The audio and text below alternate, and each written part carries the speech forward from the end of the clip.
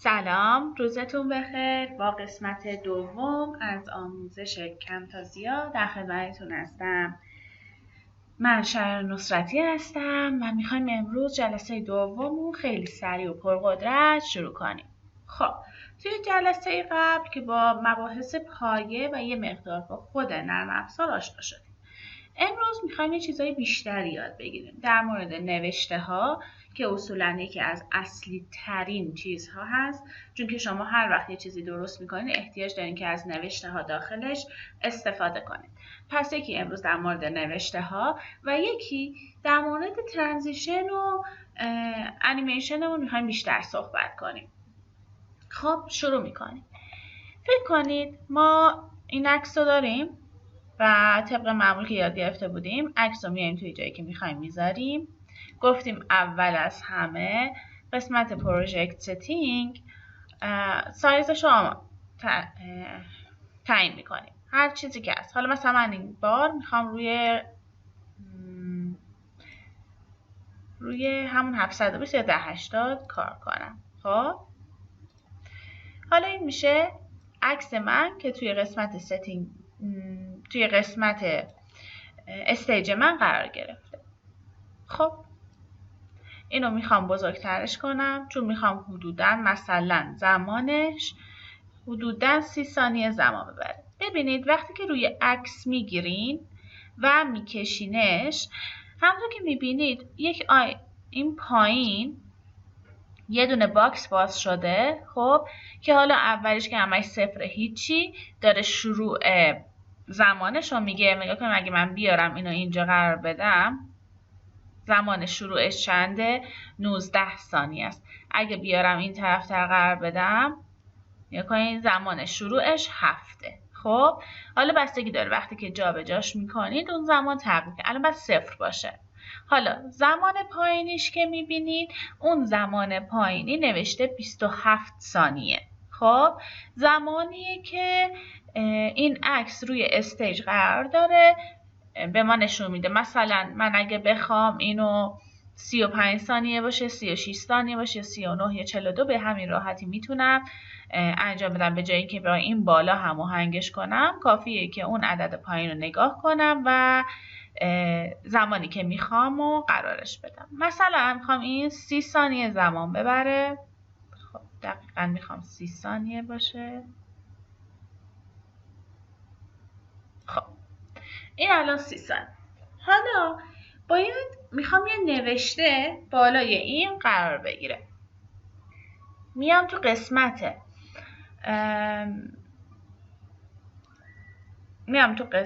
این قسمت و همین اولیه رو که میبینید اینا باکس های برای نوشتتونه که همون اولی رو که باز کنین الان بیسیکه، یعنی تعدادش کمه. شما آل رو انتخاب کنید، به شکل‌های مختلف رو میتونید ببینید. خب حالا اینا با هم یه تفاوتایی داره که امروز میخوایم اونا رو یاد بگیریم. وقتی که شما باکس نوشته رو که این شکلی هست رو انتخاب کنید که بدون هیچ بدون هیچ شکلیه، به صورت ساده قرار میگیره روی کارتون بدون اینکه پشتش بک‌گراندی داشته باشه. حالا این الان همونطور که میبینید انگلیسیه و فونت خاصی نداره. وقتی که میذاریمش توی این قسمت پراپرتیسمون اطلاعات میاد. گفتیم که پراپرتیس رو به این شکل باز میکنیم. روی این کافیه بزنید. خب حالا تو قسمت فونت رو که باز میکنید یک مقدار زمان میبره. اگه یک زمانی دیدین توی قسمت نوشتتون ممکنه ایراداتی داشته باشه، یعنی شما از کچ درست برای نصب کمتازیاتون استفاده نکردین، اگه همچین چیزی بود لطفاً و خواهش میکنم اول توی ورد بنویسین متنتون رو و بعد انتقالش بدین توی کمتازیا یا اینکه نصبتون رو تغییر بدین.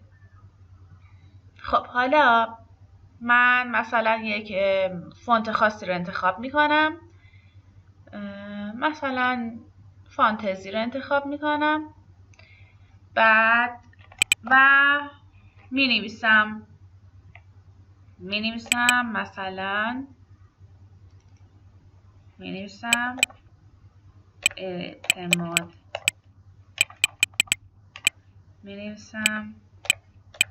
اعتماد به نفس. خب این الان از این جابجا کردنش هم که راحت، میگیرمش و جابجاش میکنم. سایزش رو میخوام کوچیک یا بزرگ کنم، کافیه که روی این بگیرم و سایز رو کوچیک یا بزرگ کنم که حالا مثلا من این قدرش میکنم و میارم اینجا قرارش میدم. رنگش رو اگه بخوام تغییر بدم کافیه که برم روی این کالرم و هر رنگی که دوست دارم رو انتخاب کنم، کم رنگ باشه، پر رنگ باشه و یا هر چیز دیگه. خب اینا هم که داریم ما که برای بعضیا انجام میشه، برای بعضی انجام نمیشه، ولی خب بستگی داره به فونتی که انجام میدیم. ولی این میاد بین اون کاراکتر، بین اون حروفتون میاد فاصله میندازه که حالا دیگه بستگی به انتخاب خودتون داره. حالا بهتون میگم کجاها بیشتر به درد میخوره که من اصلا نمیخوام فاصله ای داشته باشه دیگه. این راستچین البته برعکس توی کمتازه شما وقتی روی راستچین میکنید چپچین میذاره، این دیگه راستچین و چپچینتون و وسط چینتونه و اینم فاصله ها و چسبندگیش و اینا. خب اینم که زیر نوشتتون خط میندازه، آندرلاین براتون میندازه، اینم روی نوشتتون خط میکشه. خب این الان تا اینجا. حالا بریم توی قسمت های مهمتر کار. اونم وقتیه که شما میخواین به کارتون افکت بدین، یعنی قراره اون نوشته با افکت وارد این عکس بشه. ببینید الان به صورت خیلی ساده وارد میشه همونطور که میبینید. اگه من بخوام روی عکسم افکت بذارم کافیه که وارد قسمت بیهیویرم بشم و از اینجا این همونطور که میبینید این افکت ها برای نوشته است، ولی در یه شرایطی میشه ازشون برای فیلم و عکس هم استفاده کرد که حالا جلوتر اینا رو توضیح میدم که بسیار بسیار افکت های قشنگی میشه ازش در آورد با ادغام کردن این افکت ها با هم دیگه. خب حالا افکت مورد علاقه من این حالته که میذارمش، خب که اصولا توی خیلی جاها استفاده میشه. همونطور که میبینید فقط گرفتم و روی نوشته‌ای که میخوام افکت داشته باشه قرارش دادم. نگاه کنید اینطوری میگیرم و میکشم و میذارمش روی اون افکت نوشتم. نگاه کنید وقتی پلی میکنم خب با افکت وارد میشه. حالا شما بعضی وقتا میگید که خب وای خیلی سریع اومد و اینا. خب اینا همه راه حل داره، خدا رو شکر. ما نمیخوایم اینقدر سریع بیاد، کافیه که مثلا میخوام تا همینجا زمان ببره، اینکه این بیاد تا اینجا زمان ببره. ببینید وقتی که من این افکت رو برداشتم و روی نوشتم قرار دادم توی قسمت پراپرتیس هم این اضافه شد. خب نگاه کنین الان برگردم عقب میبینید نیستش. خب برم جلو وقتی که اضافهش کردم دقیقاً یه دونه از اینا که دقیقاً هم شکل خودشه اینجا اضافه شد. حالا چیزی که داره اینجا این اسپیدشه، سرعتشه. اگه سرعتش رو بیارم پایین نگاه کنین سرعت ورودش رو کمتر میکنه. مثلا میخوام سرعتش رو توی این اندازه قرار بدم، نگاه کنین آرومتر وارد شد. و اینم که فاصله‌ایه که بهشون میده، ببینید دونه دونه تر مثل تایپ کردن وارد میشه. نگاه کنید دونه دونه وارد حالا استیجمون میشه. خب اینم از این. حالا اگه ببینید اینجا ما چیزای دیگه ای هم داریم. خب حالا این استایل که میشه همین هر کدوم از اینا که انتخاب کنید. قسمت تایپ من الان تکسم رایت تو لفته. خب اگه من left to rightش کنم، نگاه کنین بذارین من اینو left to rightش کنم، برعکس همین اجرا میشه. نگاه کنین از ته وارد میشه. خب حالا برای اونایی که انگلیسی تایپ میکنن برای اونا را بهتره که left to right رو قرار بدن. یا مثلا بذارین یه حالت دیگه هم بذاریم تو قسمت تایپ، تو قسمت تکست مثلا از سنتر به اوت بریم.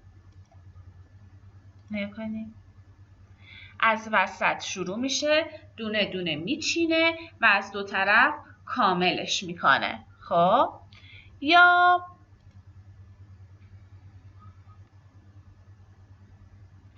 تاپ داون رو بذاریم.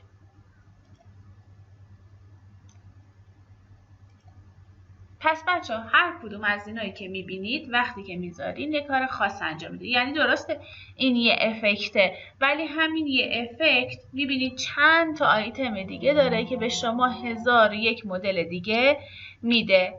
خب الان مثلا من میذارم رو حالت همین این حالت رایت تو لفتم که حالت نرمال و عادیشه. یه مورد دیگه هم بذارم. مثلا میگم ها من میخوام اولش همونطور که میبینید ما اینجا خب چند تا مدل داریم، چند تا حالت داریم. این ابتدای ورودشه، این حین اجراه که الان میبینید که نگاه کنید این حینشه و اینم زمان خروجشه. خب الان ببینید زمان خروج میشه اینجا. همونطور که میبینید الان حینش داره چه اتفاقی میفته؟ دیدین؟ رو حالت تکست رندومه. یعنی چی؟ هی داره کم رنگش میکنه، پر رنگش میکنه، کم رنگش میکنه، پر رنگ. یعنی محوش میکنه، ظاهرش میکنه. تو قسمت اوتش که میبینید الان اگه من برم رو قسمت اوت خروج داره. پس اینا رو داریم ولی شما امکان اینو دارین که هر کدوم از اینا رو تغییر بدین. مثلا من میخوام ببینید از اینجا نگاه کنین حالتشو. مثلا من میخوام این وسط یه دونه داره پرش داره، جامپ داره. خب مثلا من میخوام اونو بذارم اینجا. اینو باز میکنم رو حالت جامپش قرار میدم. الان وقتی که نگاه کنین میبینید اون حینش به صورت جامپه و میپره. ببینید سرعت اونو بخواد تغییر میدم زودتر انجام میدم. یعنی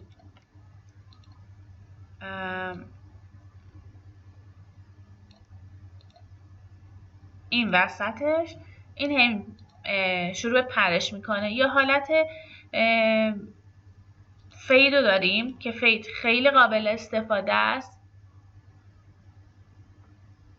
نگاه کنید همون کم رنگ شدن پر رنگ شدن است. یا پاپ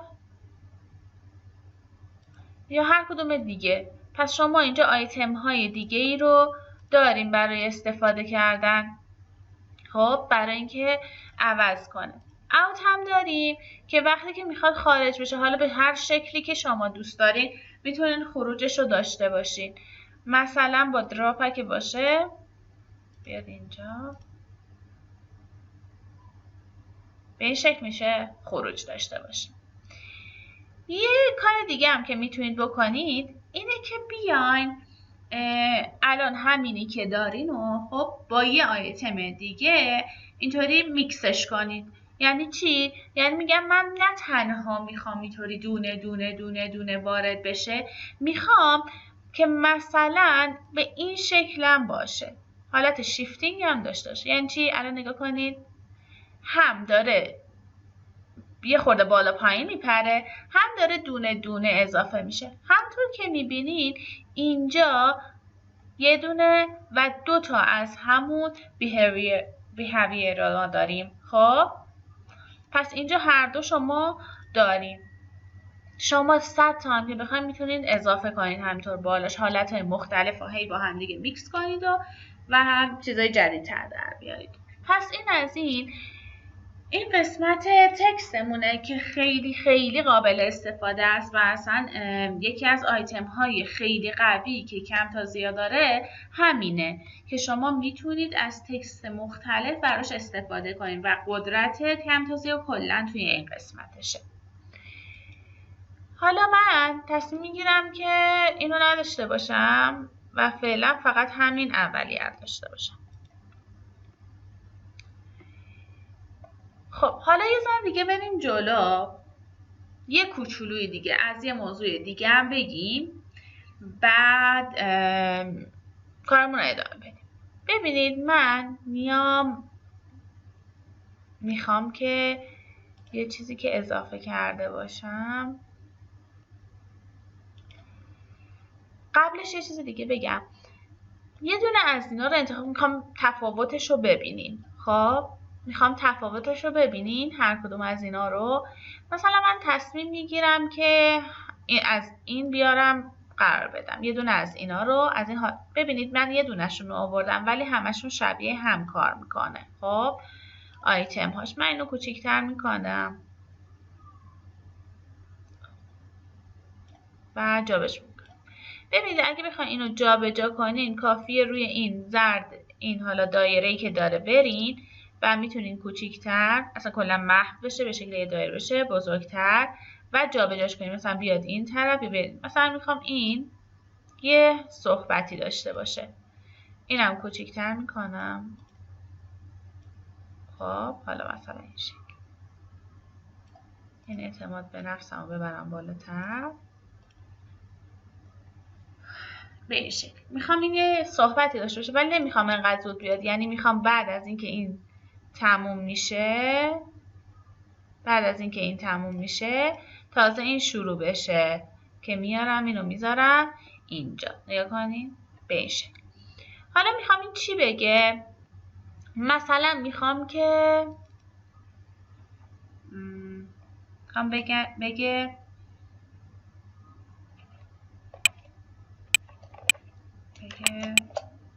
به خودم اعتماد دارم. خب میخوام که همچین چیزی رو بگه. حالا وقتی که شما میاید از این حالت استفاده میکنید، ببینید تفاوتش به چه شکله. من همین رو استفاده میکنم. خب تفاوتش اینه که اینجا همونطور که دیدین، یه بار دیگه پلی میکنم، همونطور که دیدین یک دفعه همه تکست رو وارد استیج میکنه. یعنی چی؟ یعنی میاد اون حالتی که باید بده رو به اون شیپی که اون پشته میده، نه به نوشتتون. پس تفاوتش با این یکیه توی اینه. خب که این یکی شما میتونید روی خود نوشتتون افکت رو بذارین که بسیار قشنگه و دوست داشتنیه، ولی این یکی چی کار میکنه؟ این یکی میاد فقط روی اون شیپی که قرار دادین میاد اون آیتمتون رو میذاره. پس اینم به این شکل. حالا من ادامه بدم. اینجا من یه حالت دیگه هم بذارم. مثلا من این حالت رو میخوام براش بذارم. خب این که تمام میشه، این به این حالت وارد میشه. خب این هم گفتیم که مکمل اون باشه و کامل کننده باشه که یک موقع باعث گیجیتون نشه. حالا گفتیم میخوایم بریم یه چیز دیگه الان اضافه کنیم و بیاریم. اونم وقتی که شما تصمیم میگیرین بعد از اینا، مثلا من تصمیم میگیرم که اینو بیارم بذارم اینجا انتهای این. گفتیم میتونیم از ترانزیشن استفاده کنیم و اینا رو بگیریم. بعد تو قسمت ترانزیشن یکیشو انتخاب کنیم. مثلا من میخوام این ورق بخوره. خب مثلا همین پیج رول بذارم. ببینید اتفاقی که میفته وقتی که شما این دوتا رو گرفتین و گذاشتین، اتفاقی که میفته نگاه کنید اونا ثابتن و پیج رول اتفاق میفته. شیفت رو بگیرم من اینو بزرگش کنم.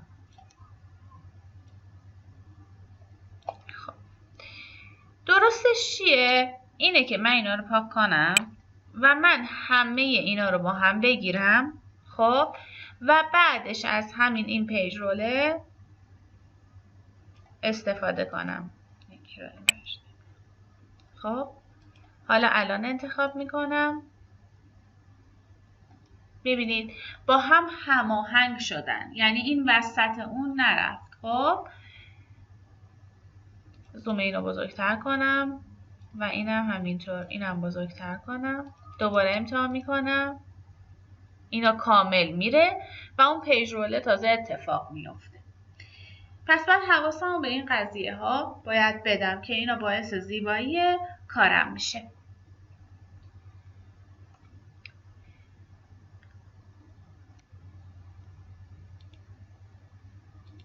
خب حالا بریم ادامه بدیم.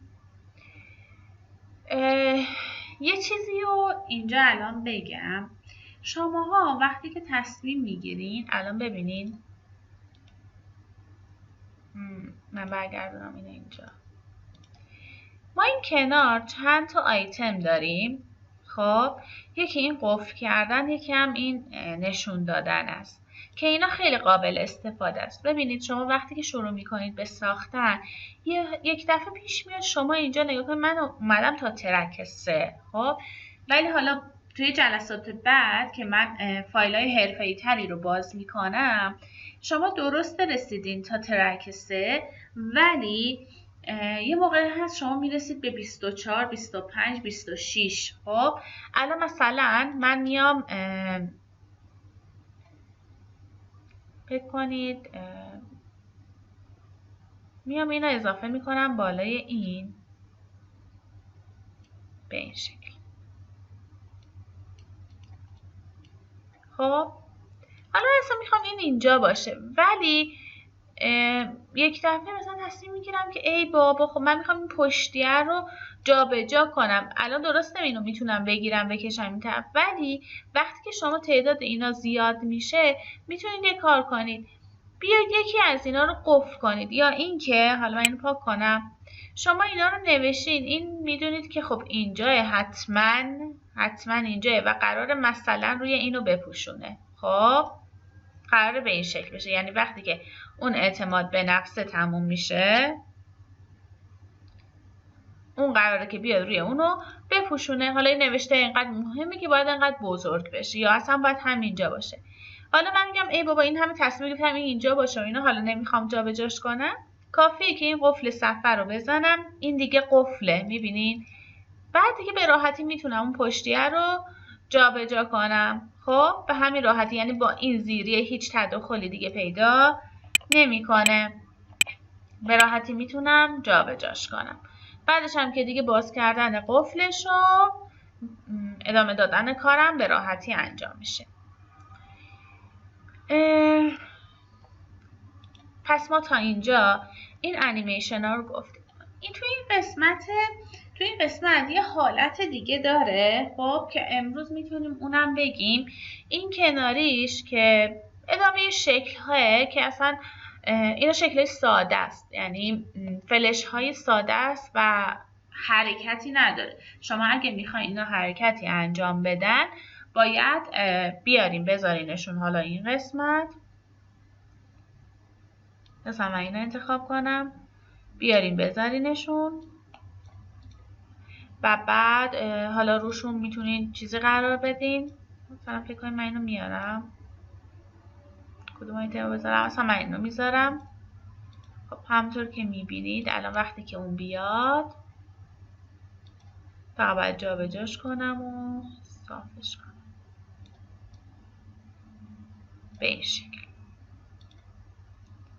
پس نگاه کنید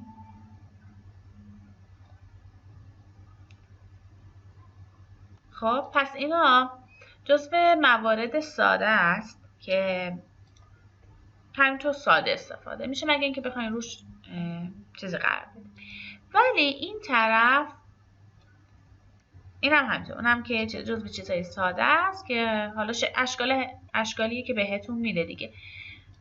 توی اینجا ما چند تا مورد داریم که امروز اینا رو هم میگیم. چند تا مورد داریم. یکی بلوری کردنه، یکی یه قسمت خاصی رو روشن میکنه، بقیه رو براتون محو میکنه، هایلایت کردنه و مورد دیگه که حالا میگم. الان قسمت بلوری کردن رو بگیم. ببینید وقتی که شما میخواید یه قسمت، دقیقاً این و این مخالف هم دیگن با این، خب قسمت بلوری کردن به این شکل شما یه قسمت خاص رو تصمیم میگیرین که مثل چی بهش میگن، مثل سانسور کردنه. شما تصمیم میگیرین یه قسمت خاص سانسور بشه. خب مثلا یه نوشته دارین که نمیخواید معلوم بشه اون نوشته، یا حالت میخواید حالت شیشه‌ای داشته باشه، میتونید اینجا قد اینو میشه حالت بلوریشو کمتر کرد. یعنی چی اینها؟ مثلا میگم ها، میخوایم بگیم که خب بچه‌ها حدس بزنید اینجا الان چی نوشته. خب بعد اینو حالتی میتونید بلوریش بذارید دیگه. حالا بعدا میتونن حدس بزنن که توی اون قسمت چی نوشته شده بوده. یا اینکه اینو پاک کنم چون نمیشه روی هم قرار داد. یا اینکه شما میتونید از این حالت استفاده کنید. این حالت میاد چیکار میکنه؟ یه قسمت رو براتون که شما میخواین براتون واضح نگه میداره و اطرافش رو براتون تاریک تر میکنه. حالا این تاریکی میتونه افزایش پیدا کنه، میتونه کم بشه، که حالا جلوتر بهتون نشون میدم که چه شکلی میتونید اینو اصلا تغییر بدین. خب چه شکلی میتونید به این حالت مثلا آروم آروم تاریک بشه یا آروم آروم روشن بشه، یا مثلا فقط اینه آروم آروم اینو روشن کنید و به این حالتمون برگردونید. خب مورد بعدی هایلایت کردنه. یه قسمت خاص رو میتونید هایلایت کنید، مثل هایلایترهایی که ما توی وسایل لوازم تحریرمون داریم. هایلایتر مورد علاقه منم فسفوریه. حالا اینجا نکنید هایلایترمون فقط که بعدی که داره هایلایتر میاد تمام اون قسمت رو هایلایت میکنه، فقط نوشته‌تون هایلایت نمیشه. ما میشه گفت یکی از ضعفایی که داره و اینم که دقیقاً برعکس اونه. نگاه کنین برعکس اینا دوتا. این قسمت رو ببینید همرنگ نوشته‌تون قرار میده، همرنگ اون شیپ پشتتون نگه میداره به این شکل، اصلا انگار نبوده. اون پاکش مثل پاک کردنه، ولی خب در اصل یه آیتمه که اضافه میشه.